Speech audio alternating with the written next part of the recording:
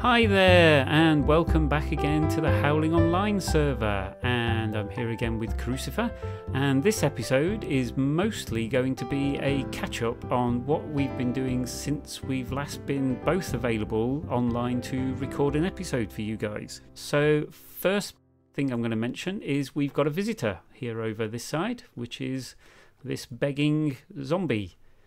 And this guy came about, I got a Vorpal sword and chopped a zombie's head off, and then I was trying to figure out what to do with it, and I thought, what better than to preserve him in posterity in the room as a decoration. So we have a guest.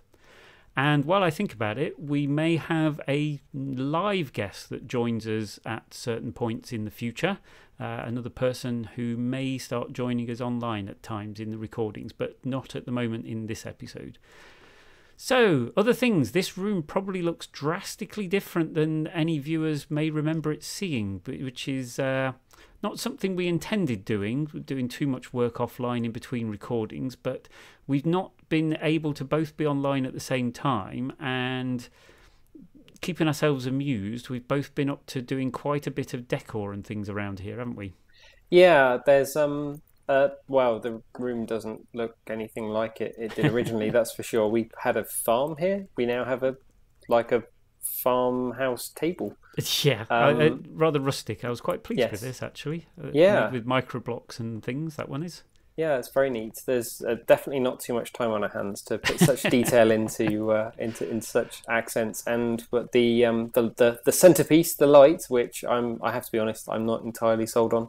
No, I've not too keen on it myself. If the viewers remember, we did have a block here with torches in this pattern that was lighting the crops up, which I decided to keep and make a bit of a feature, but it looks a little bit garish. It wouldn't be something I'd have in my house, put it that way. So I think this will probably go at some point, but at the moment I'm not completely convinced of the light level, so I'm leaving it in for now. The other thing, I was quite pleased with this sofa that I came up with over here, made with micro blocks as well, so I was quite pleased with that. And we've also now got a rubbish bin here in the corner, which you can throw things onto and the cactus destroys it, which is very useful for getting rid of oodles of cobble. I suppose what I should mention is how many resources we've got. If the viewers notice, we're both fully kitted out now in diamond armour and are well up with resources. If I look in the precious chest, for instance, 2 full stacks of diamonds and an almost full stack again, as well as lots of blocks of rubies, emeralds and sapphires. So, yep, I've had the turtles going quite busily while we've been doing the other things as well. And there's a book. I noticed there is a book with a name. And we have an X on the floor here as well. And the idea of this X is that X marks the spot. Is that where the Acme anvil will fall from the sky if I stand on it? Yeah, no. So this little bit of light bedtime reading that's next to the bed is why we've got the cross on the floor, because this is using Mistcraft books. So if I demonstrate this by jumping through this into the Twilight, this is a book that I created here next to our portal in the Twilight Forest. And then we also have a book to jump straight back into our world.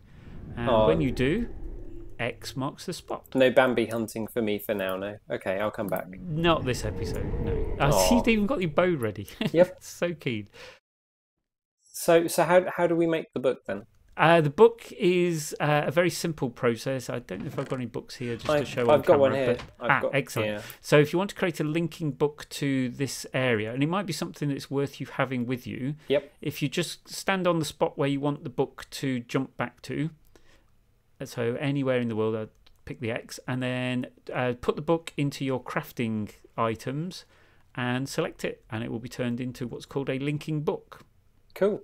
To Overworld. That's right. So it will link back to exactly that point in that world and facing in exactly that direction. Now, unless you add in a very expensive block that allows you to change things, you can't have linking books which link to places in the same world. But what you can do is use other worlds as a sort of nexus of places that you want to jump to. Oh. So what we can set up in the Twilight is a series of books that jump to different places that we want to go to in this world. So effectively teleporting wherever we want to. Oh, And so that would have been very useful when we were exploring the Twilight to continue our adventures. We'll have to remember that in the future. Yeah, I didn't think of it in the last episode when we were doing that. It came to me while I was online on my own. And the other bit is you just ran briefly up some stairs which weren't there before. I've been trying not to look up, but I'll do so now. Yeah. This. Yeah. Sorry, there was a mountain above us, but it was well. When I logged in one Saturday morning and thought I'm going to build something, I realised that you very neatly developed in all 4 directions around our room, and the prospect of digging up your redstone below the floor didn't appeal. So I thought the only way is up. And was it Yaz that did that song? The Only Way Is Up. Thanks. So yeah, I began digging up and realised that there was actually room for a couple of floors, and then I realised looking at the mini map there was some lava, but it wasn't particularly grand looking, and so I scaled the mountain, and as you can probably see from my mini-map now compared to some of our previous episodes, there's quite a lot more lava, and it turns out all that took was one well-placed block. So apart from almost dying a second fiery death 2 episodes on the trot, I managed to divert the lava in near catastrophic fashion, burn down a small portion of the forest outside the awesome base of awesomeness, and I have eventually now constructed the glass layer below it very carefully, removing a block at a time and slinging glass in its place. Yeah, I must admit I was flabbergasted with this. I'd been online quite a bit, doing some XP farming at the Skelly farm, which I'll show a little bit later in the video because that's all now set up and works a treat. And then I came up to the base probably 3 or 4 times before I happened to look up and just saw nothing but glass and lava above me, and I was a little freaked out, I must admit. And then I was a little in awe in terms of how you'd managed to do all of this without dying next to all this lava. Yeah. Quite impressive. Well, yeah, I think it's something I've become practiced at. It's the digger block. Oh no, death on its way toward my face. Replace the block. So I do when I'm digging around lava now, make sure I have a stack of granite or glass or some stone or glass to replace it. And this is actually probably the easy bit. The question now, and maybe commenters can advise us, is do we continue to build upwards, or do we retain the original lines of the mountain and continue the glass construction, but stepping back, true to the original terrain? I'm sure someone has an opinion. I'm as yet undecided. Yeah, I mean, this mountain, volcano does go up a good chunk of blocks further. I'm not quite sure how many, but it is a long way. It's a tall mountain. It so is. There's quite a lot of scope for building inside it if we wanted to as a very narrow tower, or building around it, maybe make it a feature. So lots of options, and welcome any comments from viewers as to what they think we should do on that. Yeah. I've lost you now. Where have you gone? I decided to brave the outdoors just to look at the... Yeah, that's quite an ugly amount of lava. And I don't know if that's a chunk error, but it appears the rear quarter of the mountain is missing. No, it is missing. I'd noticed that previously while wandering around, is that there is a chunk of this volcano at the back, which was actually a tree. And then I think when the lava came down that side of it, it's burnt the tree away that had actually formed and spawned to eat away a chunk of the volcano. Gosh darn it! So that's annoying. I'll have to. I don't know. I have a pick. I can try and reconstruct the original lines. I don't know. This is what we got dealt. I'm happy to leave it for posterity at the moment. So. Fair enough. It does look weird. It looks like it's. Yeah, there's a big old gap, isn't there? There's a huge chunk, yeah, which was a big tree at one point. Oh. Yeah. Okay, I didn't particularly notice it when I came out here, but I did leave a sign next to this door at one point for you, in between me being online and the next time you came on, because I'd been messing around with Tharmcraft rather a lot, and that's one of the other things I need to show the viewers. And yeah, it had consequences, but at the moment things seem to have calmed down again. I haven't noticed any wisps around here for quite some time now. So So I did see a little glowy ball, but it was in one of the rooms downstairs. I freaked out, Aha. ran screaming, but it was, of course, a light that you'd fitted and nothing to do with the wisp that you were referring to. Shall we go down there and have a look? I have to be careful. That's one of the problems. I'll explain the enchants on my armour in a moment, but one of the problems I've got is I've got haste 3 on my boots, which now means I can't go downstairs without taking damage because I walk faster than I go down the stairs. But yeah, so in the last video we said about where to place the magic things, and we got a cauldron placed actually a couple of videos back, and I've now turned this into a magic room. So this is my Tharmcraft research place, and it's progressed quite a fair way now. If I bring up my Tharmanonomicon, which I still can't say, here, and now bring that up and scroll around, you can see I've discovered quite a number of things. And I'm almost down to being able to do golems and so forth, and warded jars and so forth. Boots of the Traveller, I'm very keen to get those going fairly soon because they could be cool. I've nearly got to the stage of being able to do wands, which will be wicked. I've got Tharmium and various transmutations. I've managed to avoid having to research all the different transmutations because I don't particularly need those. So the ones I'm really keen to get now is the wands and the warded jar, because then we can have a brain in a jar which will do the XP farming for us while we're offline and speed things up on that no end. And I also want to get the golems going because that will help me avoid getting too much flux in the atmosphere from the Tharmcraft things. Most of that probably meant very little to Karucifer because I don't think you've been able to do much of this research into the magic things in between episodes, have you? No, I haven't, and I did promise that I wouldn't look at any wiki pages in the time between our recordings. I would say though that it's probably how other people feel when I start babbling about technology. So we're fine. We're even. I think it's probably one that I'm not going to go into too much detail with on camera because the big part of this mod, as I did notice when we talked about it before, is the joy of having to research things and find out what aspects make up the things that you need yourself. The difficulty is going to be that because I've researched it doesn't mean to say that you can use it. So you'll have to do the same sort of research that I've done to be able to do the same things. Right. The one thing I've got in this arcane table here, where have you gone? You've gone shooting things. I saw you disappear off. Me? No, never. Which way did you go? I'm coming back. Yeah, the table in the middle here, if you click on that, it's a 2x2 block, and it actually makes a big crafting table. So this is the recipe I've got ready to create what's called an arcane levitator.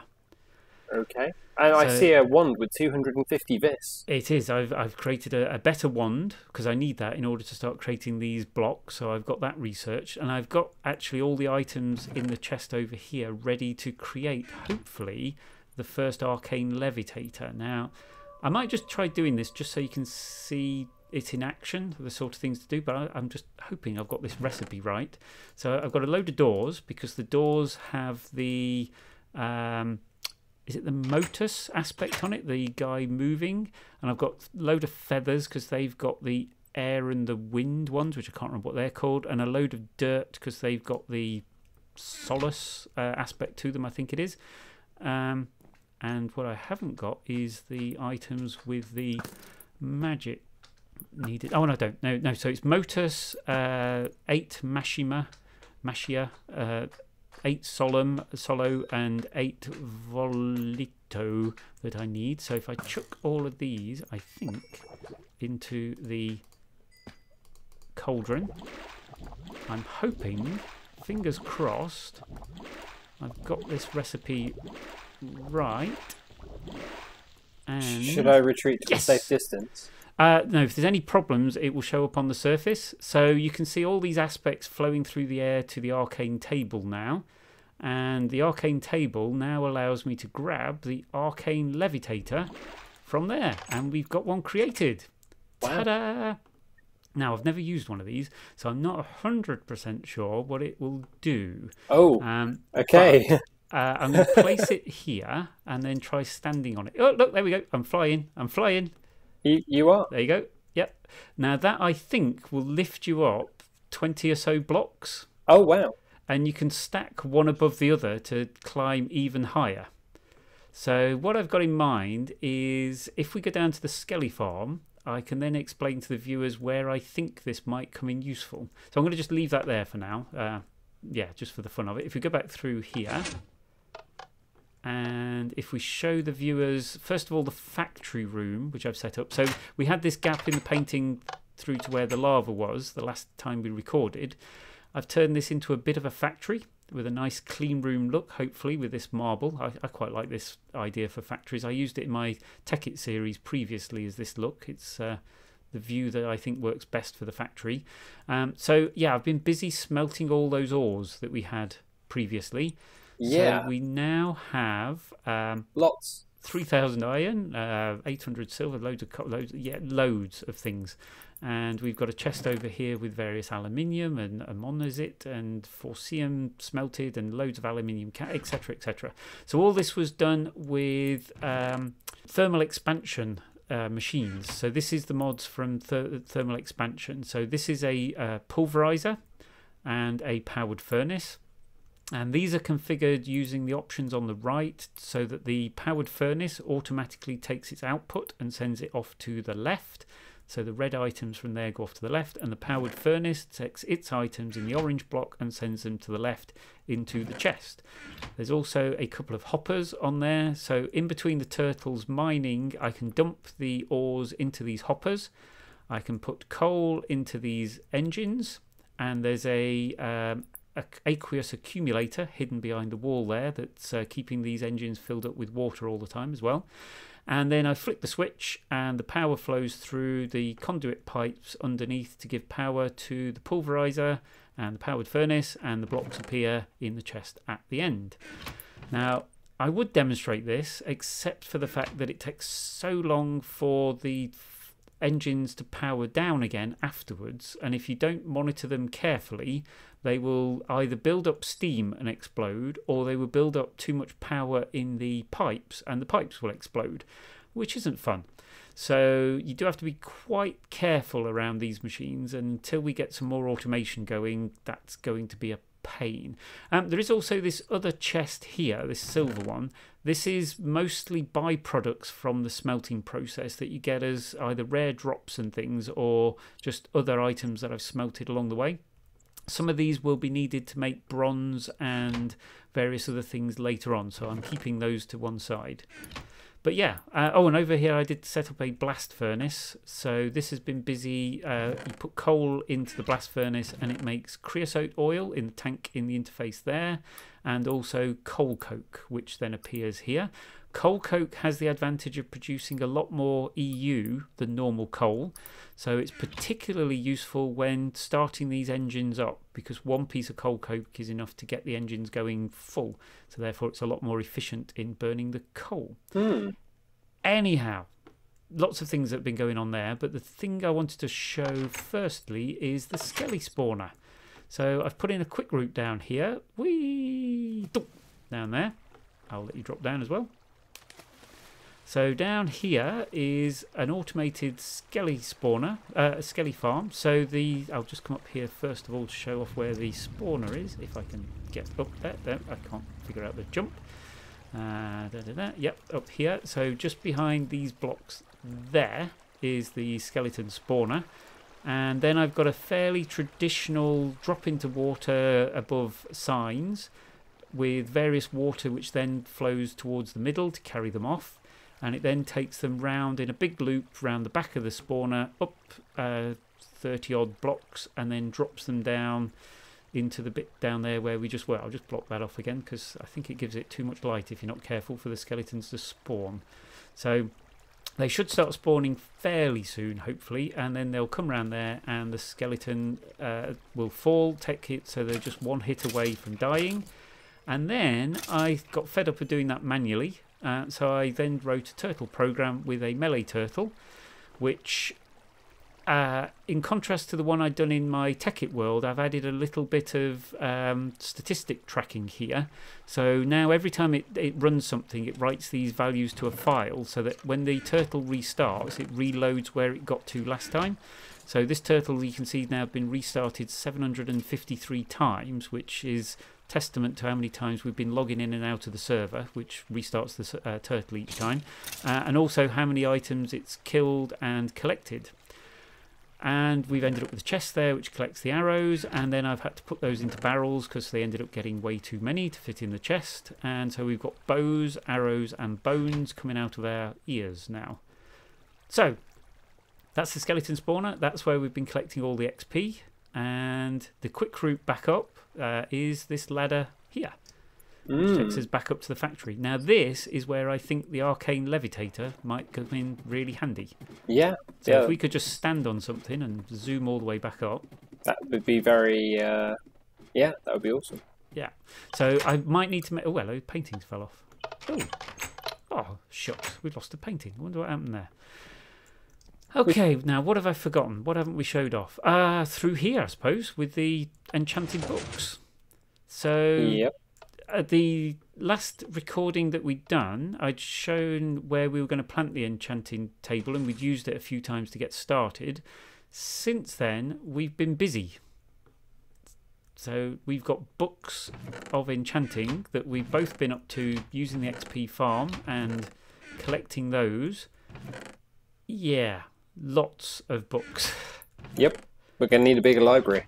Yeah, we are indeed. So the other thing we've done with those is actually enchant armour and things. So I've now got a diamond helmet with projectile protection, respiration 2, aqua affinity 1 and unbreaking 3, a chest plate with protection 4, fire protection 3 on the leggings, and what I would think of the pièce de résistance in my boots, projectile protection 4, but feather falling 4, haste 3 and unbreaking 3.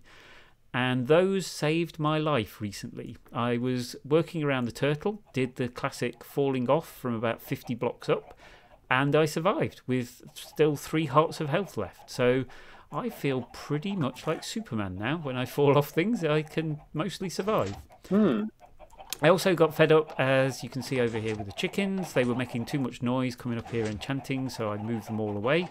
And this is where they've now been keeping themselves busy. And I've put an obsidian pressure plate down there, so even if they decided to make a break for it, they can't. Over here, we have the farm. So this is what I relocated from in the other room to make the other room a bit more decorous. And this is an automated pumpkin and melon smasher. So again, similar to something I'd actually done in my vanilla Minecraft world, this is set up so that you don't have to break the pumpkins and the melons manually. It automatically triggers it with a tripwire down there and a little bit of automation to make the soil retract, the water flow, and then the glass blocks to descend and smash everything. Lastly, we've got the flax, the carrots, and the potatoes, and these came from zombie drops hidden in the wall here. I was over here collecting flax and I heard some zombies, went in there, killed them, and they dropped carrots and potatoes. So we have just about, I think, every vegetable type going now, which is cool. Okay, now, hello, where did that come from? When you were producing the levitator, I shot a slime. Oh, right, okay. As you do. Yep. Okay, so what have I forgotten? What haven't we updated on? Wow. I've just thought of quite a few things. There's a gold thing here. Yeah, about that. Oh, you broke the pistons. I did. Ah. It's all gone wrong. I'll blow it. We'll sort that out later. Yeah, this. So there we go. It's behaving now. We had a to-do list that was on signs, and it was a bit of a pain. Yeah, I decided, ta-da! Ooh! Computerized to-do list. So this was a good few hours programming one weekend, and yeah, this allows you to add items. So if I click on add up there, it starts off the computer, which is hidden away behind this panel here. Aha. And I can put in there whatever the item is, or whatever it is, and it will add that button to the to-do list. And then each of the items in the to-do list you can click on, and it will mark them as green to say when they're done. So I don't appear to be able to click on them. Oh, okay. Is that left-clicking on the interface on the red buttons? Yeah. It's maybe it's just a me thing. Okay. We'll have to come back to that one. If you try clicking on the add button, does that work for you? No. Oh, how annoying. Okay, I shall untick the make the to-do list work then, which I just ticked because obviously it isn't. I'll come back to that because I was really pleased with this. So if you just so I can see, if you click on it, will that add? Yeah, so it does open the add dialog for me if you click on it. Yeah. So if you add something in, I need to learn how to type. There we go. Reticulate the splines. Okay. Yes. Yep. I've been playing SimCity. What can I say? Anyway, I'm going to tick this, make it work, and show it to you because both of those are done. Well, I can't untick them either. Is it the item I have in my hand? Is it something? Oh, it could be. No. Oh, yeah, there we go. Yeah, there you go. Yep. Okay. Yep. Oh, that's a lesson learned for me then. So I was particularly pleased with this. And if the viewers are interested, I'll happily paste bin the code for this and also possibly do a video explaining how it works. It can do with more work. As you can see, there's only an add button. There isn't a delete at the moment. And it's a bit of a pain if you did want to take items off at the moment. It needs a little bit more work on the data structures and the coding for that, but it's getting there. I was quite pleased with this overall. It's quite chuffed. The other thing over by the door here, another little bit of automation that we've got. Oh, and there's a thing above the door. Yeah, I've added a clock because I got fed up of having to tell what time of day it was because I've been farming lots of wood up on the surface. So is that just a normal clock added to a sign? It is, to a frame. Yeah. Okay. So the good thing is it keeps working. And the other thing I've done is there's a lever over here to turn the doorbell on and off. So if I turn the doorbell on and if you go through. Ooh. Okay, and after a few seconds when the door closes again, there we go. So we've got a nice tuneful doorbell. Now, I'll also leave that going, but in order to show to the viewers, if you'll forgive me, I'm just going to switch to cheating mode because otherwise where the clock is, it's going to take too long to show this off. So forgive me this, but I'm just going to do that. So it becomes night, we get a little tune, and it becomes day. Wow. Yeah, I had fun doing that. I can only hope you waited for night and day naturally to test it. I did, actually, because it was taking so long to code that it was actually crossing the boundary quite naturally, so I didn't have to worry about it too much. But yeah, I had great fun doing that with the iron note block, which you can program to play any notes that you like, wow. Which is great fun. There's one more thing in this room, which really? I don't know if you'd noticed any other changes around the bed area, perhaps? Oh, God, no, not more pressure plates of doom or something. Oh, there's something underneath the head of the bed again. Oh, no, it's looking okay. looking up on the wall. What's missing, first of all? Oh, the list. Yeah, so we do a quick reveal. Okay, and now a death ticker. Hand there, yep, hang on there. If you keep watching that a second, I had to put the switch up here to hide it. There we go. How's that? Spot 6, Karucifer 1. Nice. Yeah. What do you think? That's yeah. That's sure. Yeah. That's quite cool. It's obviously in terms of effective use of time. Yeah, no, that's cool. I like that. It was fun. I had great fun with that, especially figuring out how to code it to do the colour so that each character in the scrolling message could be a different colour. Again, I'm happy to paste bin the code to do that display if people are interested and share it, and also potentially do a video just explaining the code if people are interested. Otherwise, I should just keep quiet because otherwise videos showing the coding can get rather tedious. You know, the only thing that reminds me of is this being almost like a factory, the number of days since the last accident. Oh, I should have put that in there. Yep. You're quite right that we need that. The number of days since the last deaths and things. Yep. Yeah, but let's be honest, it's never really going to go above 1. If it gets to 1. Yeah. No, I'll add that in on the message for the next time. Brilliant. Anything else? I've done the Tharmcraft room. I've done the zombie. I've done the Well, factory. there is just generally a lot more in the way of storage. There is. Yeah. I'm just looking around to see if you. That chest there. There's one thing I need to show you. I've got you spare minium stones in there. You want to grab one? Oh, spares. What are you saying? You think I'm going to die that much? Not necessarily, but what they can be useful for is to burn them up to do some transmutation. So there's a few things that I found I wanted to transmute, and one of those is in that chest. Remember in an earlier episode, and I can't remember which one it was, when we were on an adventure to find rubber trees, we found those cinder pearl plants in the desert? Yes, and we got blaze 3 blaze powders from them. Yeah.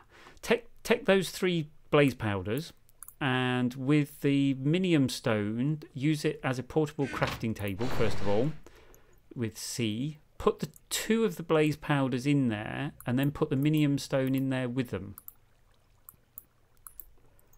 Blaze rod. Okay, now come through here. I'm not going to make the blaze rod. Make the blaze rod. Yeah. Oh, okay. So I lose the minium stone. No, you just use a bit of durability on it, and it's got loads. Oh, okay. Yeah, but you'll need loads. Come through here. Yes, boss. Okay, so I need to grab a little bit of coal. Now, this you could say is cheating. I'm going to leave it up to you to say whether this is cheating or not. So I'm going to put a little bit of coal in just one of these engines and turn it on a second. Right, in the in the pulverizer here, which is the one with the hoppers over it, put the blaze rod in the pulverizer. Okay, now in the furnace next to it, how many blaze powders do you now have in the powered furnace? 4.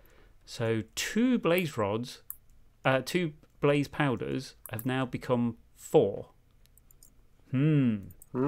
Useful. So yeah, I've been doing a little bit of this off camera. Yeah. Do you want to pick them up? Okay. Yeah.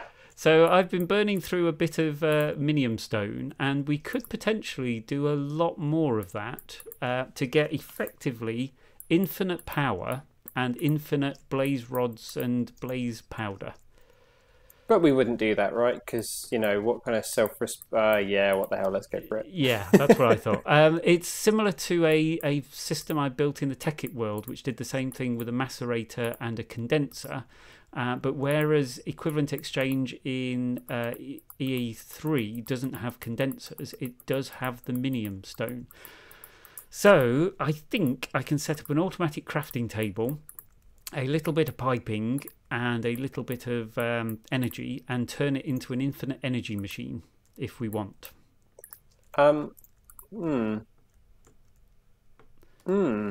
Tempting, isn't it? It is.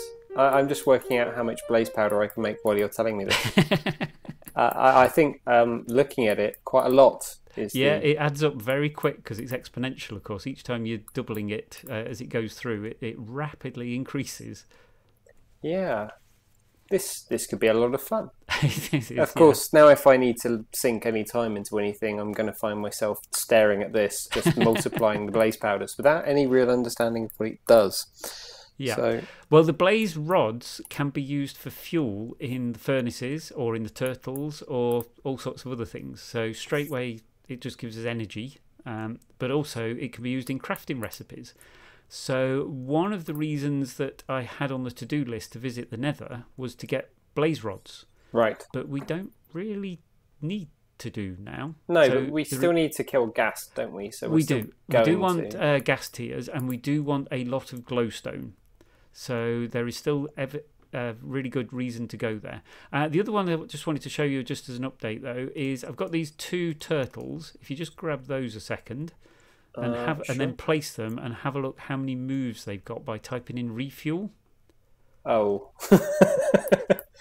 Am I? Yeah. I found a bit of a large lava pit with the last lot of excavation just yesterday. Okay. So I spent some time with some buckets. Yeah. So if you die, wow, yeah, they've both got over 100,000. So Yeah. if you die anytime soon, that's going to While be carrying these, yeah, it would be annoying. So, but yeah, so the turtles now are well stocked with fuel to last us a while. They might outlive us. They could. They certainly will need that sort of fuel level for the things we talked about wanting to do with them in the Twilight Forest, though, so that we can leave them doing. Oh, and the other thing I didn't note just while they were on screen is I did add a chunk loader to one of the mining turtles. I ran out of patience having to stay online while it was mining, so yeah, I did jump ahead and create a world anchor and add it to one of the turtles. Hashtag first world problems all over again. Yeah. Okay, I think that's it. There's a few other things I've added on signs over here that I want to create yet. An induction smelter, which will be really useful. A magma crucible to give us infinite lava and things. A liquid transposer for dealing with it and moving it around. And a redstone energy cell, which will avoid the problems of these engines exploding, because we'll be able to start setting it up to have any excess energy going into a storage cell rather than just building up in the pipes and exploding. Okay. Has this stopped running? Because I've noticed the It will have done, because I didn't turn this on. I didn't want to risk the engines blowing up if we got bored and moved on and forgot. Oh, okay. So you were using up the stored energy while it was going in there. Blimey, you got up to 64 already. Wow. No, I've got more than that. Okay, great. But the problem is, I couldn't produce any more, so I was like, no withdrawal. Yeah, it should start going again any second. So yeah, I don't know that I necessarily need encouraging, but okay. I think I've only put one coal in there, so it should be fairly safe just to leave it going with those in there. What I will do is just put a stack of the iron in the hopper, so that if the blaze rods run out of the pulverizer, the iron will drop down and keep it busy. Oh, if we so wander off. So the things at the bottom of the hopper count. Ah, okay. Yeah. So you put things into the hopper. It goes from the top left across the row first, and then to the next item down. And then as soon as there's a slot free down there, it'll move them in. So yeah, that'll keep it busy for a while. Brilliant. So I think, is there anything I've forgotten now, or is that everything in this update? We've talked about my overhead development. We've computers and screens, and we now have our I think well, if we haven't covered everything, we've certainly covered quite a lot. A lot, yeah. Okay, so I think we'll wrap up this update episode, and then probably the next episode will be an adventure into the Nether, which will be the first time either of us have been in the Nether in this world. So indeed, yeah, it will generate the Nether for the first time. It will, so we may have to sort of pause the recording a bit while we deal with the world lag, but other than that, I look forward to seeing everybody in the next episode. Any feedback and things welcome, and see you later. Cheers. Bye. Bye.